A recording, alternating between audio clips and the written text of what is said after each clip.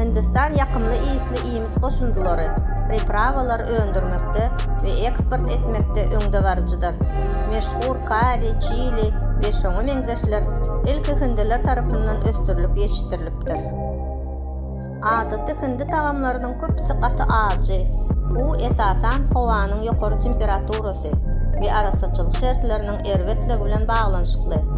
Ajy tagamlar zäherlenmekden gaça durmaga kömek edýär we önümleri tiz zaýalanmakdan goraýar. Kafede size tawaň ýerine banan agaçynyň ýapraklaryna nahar hödürleseler, ýen galmaň.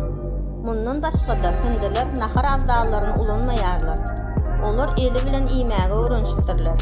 Dogrudan banan ýapragyndan wilka bilen iýmit almak iň bolmanda geňdir. Hindiler esasan ýerde oturup iýýärler. Hatda maddi taýdan ýagdaýy bolanlar.